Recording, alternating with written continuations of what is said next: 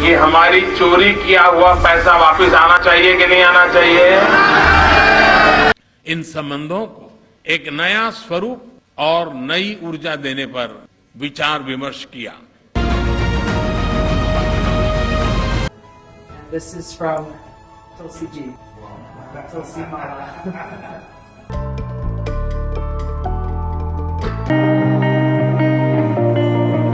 पिछले 11 वर्षों की राजनीति में बहुत कुछ उथल पथल हुआ है। 2008 वो दिन था जब कांग्रेस का राज हुआ करता था, 8 से लेकर के 14 तक। उस समय मनमोहन सिंह का एक अलग ही रुतबा था, एक अलग ही पहचान थी, लेकिन उनको धाराशाही करते हुए हमारे देश के प्रधानमंत्री नरेंद्र मोदी आसीन हो। इतना बड़ा हिंदुस्तान का कारोबार आता है, हम एक छोटे से राज्य का कारोबार चलाते हैं।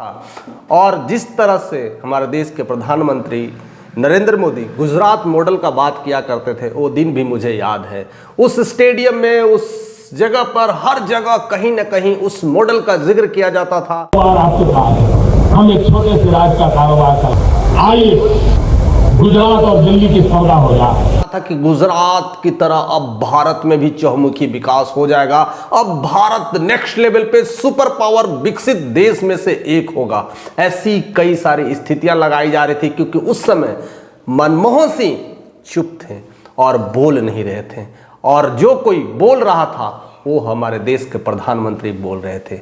और हमेशा कहावत है, या किसी भी बिजनेस में, जो बोलता है वही बिकता है और जो दिखता है वही टिकता है। और ऐसी स्थितियों में वह काम कर गए, और कहीं ना कहीं लोगों में एक अलग ही नाम पहचान, और कहीं ना कहीं अगर देखा जाए तो आरएसएस यानी संघ का भी बड़ा योगदान था।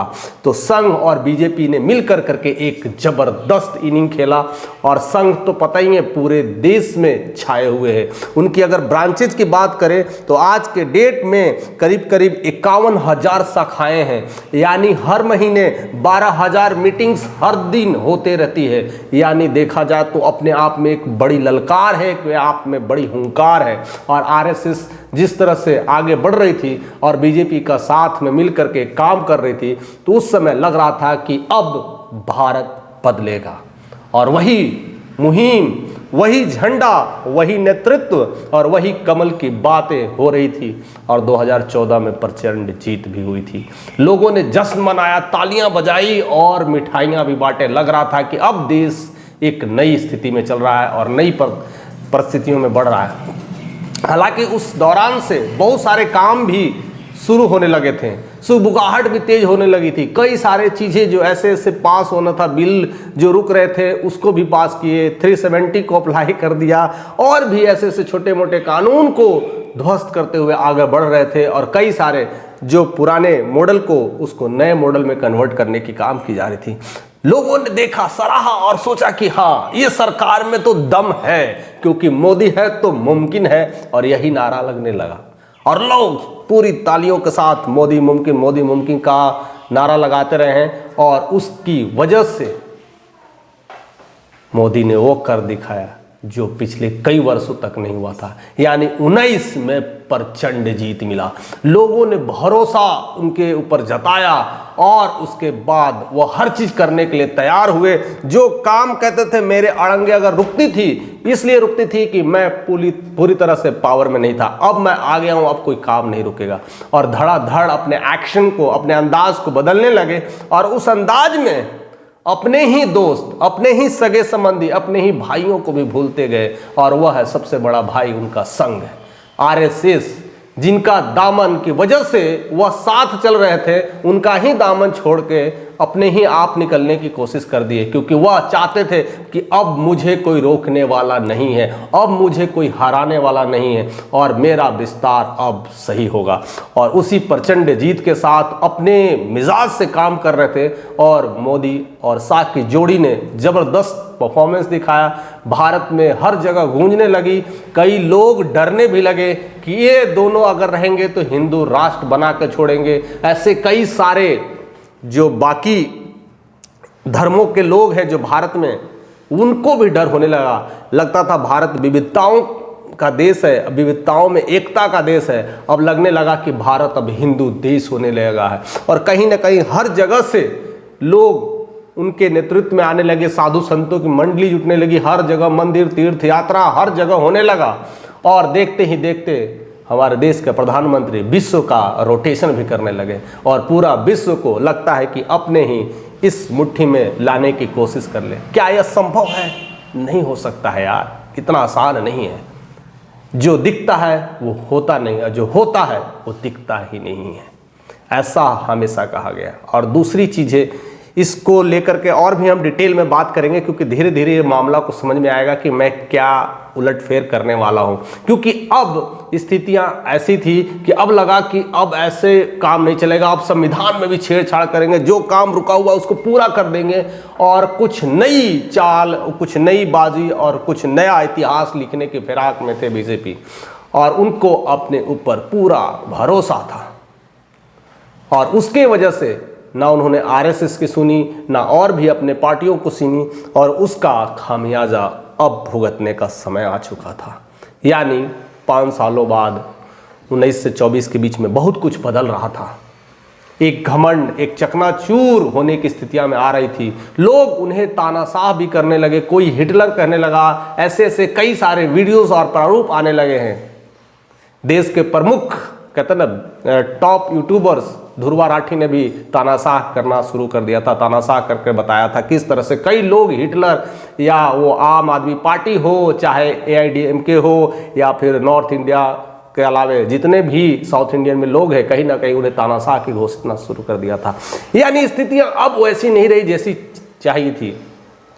अब कहीं ना कहीं लोगों में ये डर पैदा होने लगा, बाकी धर्मों को लोग डरने लगे कि हिंदू राष्ट्र हो जाएगा तो बाकी जो धर्मों का लोग वो क्या करेंगे।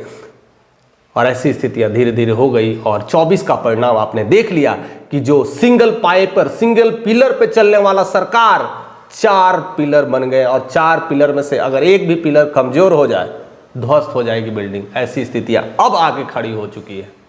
और अब भी वही चाल पिछले 11 वर्षों से जैसे चल रहे वैसे ही करने की कोशिश, लेकिन अब वह एक पिलर वाला बात नहीं रहा, वह मजबूती वाली बात नहीं। अब अपने दम पर कोई काम करेंगे तो बाकी रोकने वाला भी है। और आरएसएस अब पूरी तरह से भूमिका में दिखने लगी है और पूरी तरह से अपनी इस नए रुतबे और नए अंदाज के साथ दिखने लगी है। अब उन्होंने भी क्वेश्चंस मार्क लगाना शुरू कर दिया है, जो पिछले 5 सालों तक नहीं लगा पा रही थी। अब उन्होंने क्वेश्चन मार्क लगाना शुरू कर दिया। उसके बाद देश में कई सारे ऐसे मुद्दे गरमा रहे थे, और वक्फ बिल को लेकर करके, और औरंगजेब में हाल ही का मुद्दा है। फिर मणिपुर की स्थितियां पिछले 20 महीनों से क्या हो रही थी, जर्जर स्थिति हो रही थी, मणिपुर जल रहा है, कितने सारे इस पे वीडियोस बने। हर जगह कहीं ना कहीं तानाशाह और जलने की या तो लड़ाइयों की बदबू ही आ रही थी। और हाल में तो पता ही है, औरंगजेब की कब्र खुदवादों को लेकर के पूरे महाराष्ट्र में, नागपुर में विद्रोह और संग्राम हो रहा है। ये सब देख कर करके मार्च 21, 22, 23 को बेंगलोर में खास कर करके आरएसएस का एक अखिल भारतीय प्रतिनिधि संस्था है, वहां पर पूरे संघ के लोग आते हैं और मीटिंग करते हैं। जितने भी लोग हैं, मीटिंग के दौरान बड़े बड़े एक्शंस वहीं पर डील किए जाते थे। हालांकि ये पहले ज़रूरत नहीं पड़ती थी, क्योंकि सिंगल पिलर वाला मोदी और शाह की जोड़ी किसी की नहीं सुनती थी। लेकिन अब स्थितियां बदल गई और यह मीटिंग तय हुआ। इस मीटिंग का मुख्य उद्देश्य था वक्फ बिल जो आ रहा था उसको लेकर के बात करना था। दूसरा जो बड़ा मुद्दा आ रहा था हिंदी को लेकर करके, जो तमिलनाडु स्टालिन ने अपना हिंदी रोको अभियान चलाया था उसके लेकर के मुद्दे पे बात करनी थी। और तीसरा जो बड़ा मुद्दा था वो औरंगजेब की कब्र को लेकर के था। अभी जो छावा मूवी को लेकर के जितना माहौल बनाया था वो सब औरंगजेब के, कई सारे यूपी में भी देखे होंगे, कई सारे नेम प्लेट्स हट रहे थे, कई सारे दिल्ली में भी रोड के नाम चेंज हो रहे हैं। यानी ये स्थितियां बदल रही थी और एक वक्फ बोर्ड को लेकर के चिंता और ओवैसी ने भी बड़ी मुद्दे को लगा दिया था। और कहीं ना कहीं उसका निशाना चंद्रबाबू नायडू और बिहार के सीएम नीतीश कुमार पर भी छोड़ दिया था और चिराग पासवान पे, कि अगर ये बिल पास होगा तो यही 3 दोषी होंगे और इन्होंने अगर साथ दिया तो पूरे भारत के मुस्लिम भाई उन्हें छोड़ेंगे नहीं। यह कहीं ना कहीं अब एक आपस में जो एक पिलर था अब धाराशायी होने की स्थितियां में आ रही थी। अब 4 पिलर में अब ऐसी ऐसी पिलर की स्थितियां पर चोट लग रही थी कि कहीं ना कहीं चंद्रबाबू नायडू को भी डर हो रहा था कि हमारा 3 से 4% जो वोट है वो मुस्लिम वोट है, अगर हम वक्फ बिल को साथ दे दिए तो हमारा पिलर ध्वस्त हो जाएगा। और शायद यही स्थितियां थी नीतीश कुमार की। देखिए राष्ट्रगान के समय वो क्या से क्या अजीब हरकतें कर रहे हैं, उनकी भी मानसिक स्थितियां खराब होने का ये भी एक कारण भी हो सकता है, क्योंकि जब टेंशन्स आती है तो हर जगह से आती है और वही टेंशन्स दिख रहा है, कई सारी चीजें प्रॉब्लम्स आ रही है और इसलिए नीतीश कुमार तो बोल नहीं रहे, लेकिन क्या चंद्रबाबू नायडू भी नहीं बोलेंगे क्या? ऐसा तो नहीं हो सकता है। तब यह मीटिंग 21, 22 और 23 को रखी गई थी और शुक्रवार को फैसला होने वाला था। फिलहाल आज संडे है, शुक्रवार को फैसला होना था कि वक्त बिल को लेकर के पास किया जाए। अब होगा कैसे? मीटिंग में सारे लोग आरएसएस से कार्यकर्ता, मोदी शाह की जोड़ी और चंद्रबाबू नायडू, खास करके नीतीश कुमार नहीं गए। वो तो खैर अलग ही माहौल चल रहा है बिहार में, आपको तो पता ही क्या क्या चीज़ें चल रहा है, लेकिन ये सारे लोग चल रहे थे और इस चीज़ के लेकर के बात चल रही थी कि वक्फ बोर्ड को लेकर के मुहर लगाया जाए। अब 4 पिलर है, अब मुहर लगाने के लिए तो पहले नीतीश कुमार तो उनकी स्थितियां ही नहीं है कि मोहर पे क्या बात करे कि ना बात करे, वो तो शांत है, चुपचाप है, वो तो कुछ नहीं कह सकते हैं। चिराग पासवान की भी आवाज़ अभी क्लियर नहीं आ रही है, क्योंकि उन्हें भी आने वाले बिहार के इलेक्शंस को लेकर के कहीं ना कहीं डर है, तो वो भी कुछ अभी नहीं बोल रहे हैं। अब रह गए एक पिलर चंद्रबाबू नायडू, अगर वो बोल देते हैं तो शायद मामला और संगीन हो सकता है। और तीसरा जो कह सकते हैं आरएसएस के संघ के जो है मोहन भागवत, वो सब अगर मिलकर के सपोर्ट कर दे तो वो तो निर्णायक करता है, वो सारे लोगों को सुनेंगे और उसके बाद निर्णायक करेंगे। जैसे ही चंद्रबाबू नायडू ने अपनी जुबान खोली तो हर लोगों की जुबान बंद होने लगी। तो उन्होंने 2 बातें कहा, एक तो हिंदी भाषा को लेकर के जिस तरह से तमिलनाडु में सरकार में ये प्रॉब्लम्स चल रही है कि हिंदी को लेकर के, उन्होंने कहा कि भाषा किसी की मुहताज नहीं होती है, लर्निंग किसी की मुहताज नहीं होती है। भाषा अगर आपको लर्निंग करना है तो दुनिया की कोई भाषा में सीख सकते हैं, या मातृभाषा में सीख सकते हैं, अपने घरेलू भाषा में सीख सकते हैं। सीखने के लिए language is not a barrier. बहुत अच्छी बात है, तालियां बजनी चाहिए। लोगों ने तालियां भी बजाया, उस बेंगलोर के संघ में लोगों ने तालियां तो बजाया, लेकिन अगली लाइन से लोगों की तालियां रुक गई, क्योंकि बात ही कुछ ऐसी थी। उन्होंने कह दिया ये सब कुछ ठीक है, भाषा से सीखता है इंसान, भाषा कोई ज़रूरी नहीं है, इंसान तो किसी भी भाषा में दुनिया की कोई चीज़ें सीख सकता है। लेकिन जब हम दूसरे देशों में जाते हैं, जब हम जापान में जाते हैं, रसिया में जाते हैं, जर्मनी में जाते हैं, तो उनकी भाषा सीखने से लैंग्वेज अनेది कम्युनिकेशन मात्र, लैंग्वेज तो नॉलेज राదు, बहुत ज़्यादा आसान हो जाता है। लोकल लोगों से कम्युनिकेशन बनाना आसान हो जाता है, वहाँ पर अपनी प्रोजेक्ट स्थापित करना बहुत आसान हो जाता है। हम अपने ही लोगों को वहाँ पर नौकरी भी दे पाते हैं।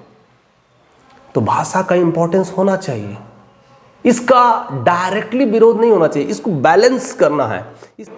जर्मनी के नफरत नहीं फैलानी चाहिए। जिस तरह से अभी नफरत का माहौल है कि तुम हिंदी नहीं रखोगे हम पैसा नहीं देंगे, ऐसा माहौल नहीं, ये नफरत वाली माहौल है। अगर आप हिंदी लाओगे तभी हम सैंक्शन करेंगे पैसा, ये नफरत वाली माहौल है। हम दोगे तो करेंगे, और इसीलिए रिजल्ट आया था एमएस स्टालिन का कि तुम 10,000 करोड़ भी दोगे तो हम नहीं आएंगे। तो ये नफरत भरी माहौल को खत्म करना है। और चंद्रबाबू की ये, नायडू की ये बात दिल पे हर कोई को लग गई थी और लोगों ने सोचा कि अब तो क्या किया जाए। यानी एमएस स्टालिन भी फंस गए कि 3 भाषा तो होना चाहिए, उनको तो है ही, तमिल है, इंग्लिश है, और अगला क्या ले, हिंदी ना ले तो कुछ तो लेना पड़ेगा। और ऐसे लेकर के उन्होंने इस तरह से बात किया कि भाषा इज नॉट अ बैरियर, कुछ भी हो सकता है, बोझ लेकर के नहीं करना है। देखना है कि हमें किस भाषा से फायदा मिलने वाला। अगर हिंदी भाषा से फायदा मिलेगा तो हिंदी सीख लो, जर्मनी से फायदा मिलता है तो जर्मनी सीख लो, मलयालम से मिलता है मलयालम सीख लो। लेकिन लड़ाई किस बात की?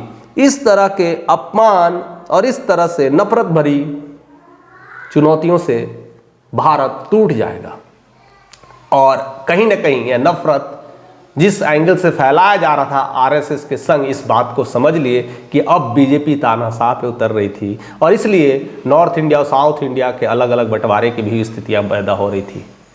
बट नायडू के इस बयान से कहीं ना कहीं खामोशियां छा गई। अगर ऐसा आपने किया तो हम रिमोट कंट्रोल दबा देंगे, हम अपना पाया तोड़ देंगे, और पाया तोड़ेगी तो सरकार बिखर जाएगी। दूसरी सबसे इंपॉर्टेंट बात की, अब वक्फ बिल को लेकर के भी टेंशन बढ़ रहा था और वक्फ बिल में अगर लागू किया जाए उसमें भी नफरत भरी माहौल क्रिएट होने लगेगा। यानी अगर देखा जाए दक्षिण भारत में जो स्टेट्स आते हैं, हैदराबाद से लेकर के चेन्नई से लेकर के केरल, ये सारे स्टेट में मुस्लिम्स डोमिनेटेड लोग हैं, इवन कर्नाटका में भी। अगर ऐसी स्थितियां में वक्फ बिल पास हो तो इन लोगों को भी खतरा है और 3-4% अगर वोट नायडू का चला जाए तो शायद उनकी भविष्य लड़खड़ा सकती है।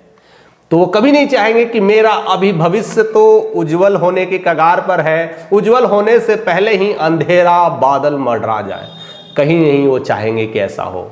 तो उन्हें इस टालने की प्रक्रिया पर भूमिका निभाई, कहने कि हम अभी साथ नहीं हैं। और इसका कहीं ना कहीं जो अंत में जो मुद्दा निकल के आता है आरएसएस का, जो संघ का, कहते हैं कि ये बात सही है, ऐसे में तो हम लोग बंटवारा कर देंगे, क्योंकि आरएसएस अब जिस कदर पूरे भारत में बढ़ रही है और पिछले 1-2 सालों में संघ में सबसे ज्यादा जुड़ने वाले लोग साउथ इंडिया से ही थे। और साउथ इंडिया के लोग ने संघ में जुड़ने का उद्देश्य क्या था कि ऐसे तानाशाह माहौल को कम किया जाए, ये नफरत भरी आंधी को कम किया जाए और इस तरह से अलगाववाद की बातें ना हो। हिंदू, मुस्लिम, सिख, ईसाई, ये भारत में एक साथ रहने वाले लोग हैं, इसको अलग मानसिकता से ना देखें। और कहीं ना कहीं इसी वजह से साउथ इंडिया से इस बार ज़्यादा लोग 1-2 सालों में आरएसएस में सबसे ज़्यादा जुड़े हैं और इसीलिए अभी उनकी शाखाएं 51,000 तक पहुंच गई हैं और हर दिन, हर महीने कितने हजारों मीटिंग्स होती हैं। तो संघ को तो ये तो पता है ना कि हमारे साथ अगर साउथ इंडिया से लोग जुड़ रहे हैं तो उसका उद्देश्य क्या है, अमन, सुख, शांति चाहिए। और इसी के लिए उन्होंने एक घोषणा की कर दी है कि अब बात अमन की होगी, अब बात शांति की होगी, अब बात एक अच्छा फैसले की होगी जिसमें लोगों को लड़ाया ना जाए। और इस वजह से वक्फ बिल अब टल सा गया है।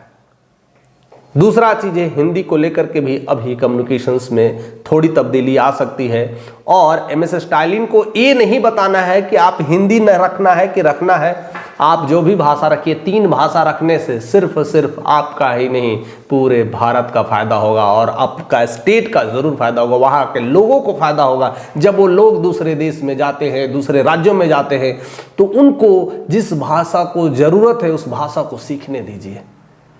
बट मैंडेटरी मैं नहीं करूँ कि हिंदी सिखाइए, लेकिन 3 भाषा का होना जरूरी है। लेकिन उन्होंने जिस तरह से 2 भाषाओं को लेकर के, तमिल और इंग्लिश भी तो भाषा ही थी ना, जरूरत था तो सीखा ना, ऐसा तो नहीं था कि इंग्लिश छोड़ दिया। और इस पे खुद पवन कल्याण, आंधी कहे जाने वाले, उन्होंने भी स्टालिन के खिलाफ बोला है कि सारी मूवी हिंदी में डब कर देते हो, वो सही है, वो बिजनेस है, उससे कमाई हो रही है, लेकिन हिंदी नहीं बोलेंगे। एक ऐसी राजनीति है। तो एक माहौल क्रिएट किया जा रहा है और कहीं ना कहीं जो बात मोदी को लेकर के था, जो बात बीजेपी को लेकर के था कि हम वक्फ बोर्ड लाएंगे, हम हिंदी ना बोलने वाले राज्यों को कुछ नहीं देंगे, इससे नफरत भरी आंधी को रोका जाना था। और आरएसएस ने इस भूमिका पर कदम लगाना शुरू कर दिया है, अंकुश लगाना शुरू कर दिया है। और आने वाला समय भी एक बहुत बड़ी चुनौती निभर के आ रही है कि नरेंद्र मोदी का 75वां साल पूरा होने वाला है या हो गया है। उस 75वां साल के बाद अब उन्हें प्रधानमंत्री रखना है कि नहीं रखना है, ये भी एक आरएसएस में एक बड़ा क्वेश्चन उठने वाला है। और बहुत जल्दी इस पे भी मसला निकल के आने वाला है कि ऐसे अगर हम इस चीज़ों को समझ के काम ना करें तो आने वाला समय फिर कुछ भी नहीं बचेगा। फिर बीजेपी उस तानाशाही में आने वाला 29 का इलेक्शंस में भी पूरी तरह से हार ना जाए। तो संघ कभी नहीं चाहती है कि हम आपस में मिल करके ही अपने आप कमज़ोर होते जाए। तो तो मिल के चलो, साथ चलो और बढ़ के चलो। और इसमें वह बड़ी भूमिका के रूप में के निकल करके आ रही है। और जिस तरह से चंद्रबाबू नायडू का बयान आया है, इससे एक नया माहौल क्रिएट हो रहा है। उस माहौल को लेकर के आप क्या सोचते हैं? इस तरह तानाशाह माहौल को लेकर के सबसे पीछे कौन जिम्मेदार है? जरूर आप कमेंट करके बताइएगा। आपको वीडियोस कैसी लगी ये भी आप कमेंट करके बताइएगा। और अपना एक कंट्रीब्यूशन लाइक देख करके जरूर करिएगा। अगर चैनल पे नए हैं तो सब्सक्राइब करके जाइएगा।